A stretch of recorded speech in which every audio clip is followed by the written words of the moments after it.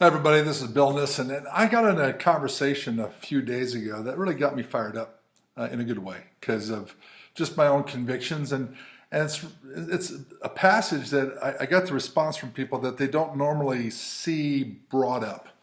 You know, we know our John 3:16s and all that, but I want you to follow me on this because this is probably one of the most profound things I've discovered through the years, and just sharing it again just brought it alive to me again. So if you go to Acts chapter 15, and they're discussing the fact that the Gentiles are coming in and all that, and James rises up, and he basically says, brothers, listen to me. As Simon has described, that's Peter, to us how God first intervened to choose people for his name from the Gentiles. And then he starts going and saying, what we're seeing is what is the fulfillment of what was declared in Amos chapter 9.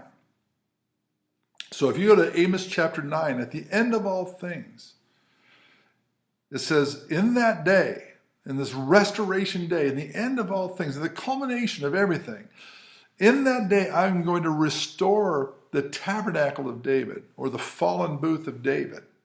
Now, that you may have heard those verses before, but I don't think you've really seen the depth of this. If you now move to 1 Chronicles 13, I know I'm getting all Bible versey on you, but just follow me here. 1 Chronicles 13 is they got the Ark of the Covenant out of the hands of the Philistines.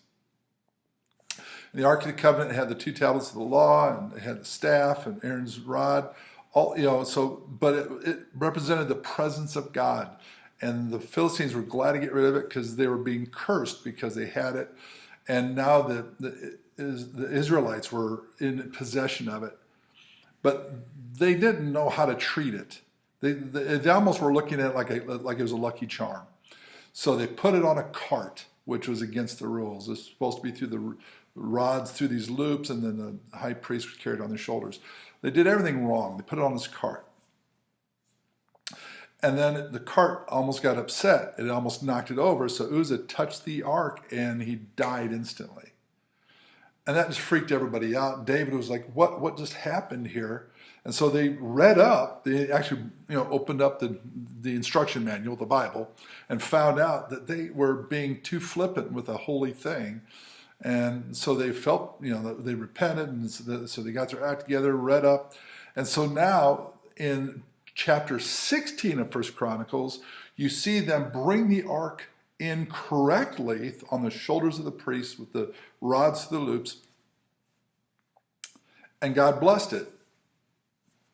Notice I didn't fill in the gap here, because they brought it in correctly, but they still put it in the wrong place. And they didn't do it the way it was prescribed. They brought it incorrectly, but that's the only thing they did right. See, the tabernacle of Moses was still in existence in Gibeon. So you had the Holy of Holies with the curtains, all that was still in place, left empty. And David put it on the shoulders of the priest, but he did not take the Ark of the Covenant to the tabernacle of Moses. He set it up in his backyard, basically. And he set up a three-sided tent and set the Ark of the Covenant in there so it was exposed to every unclean animal that would walk by. And they'd set up their lazy boys in their couches, and they'd bring their instruments, and they'd just worship God around this ark without it being in its proper place, without it being concealed by the veil, none of that.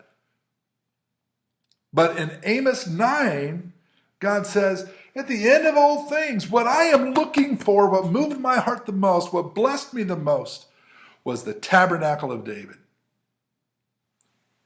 So follow me here. Everything they did outside of bringing it in correctly, everything they did was against the rules.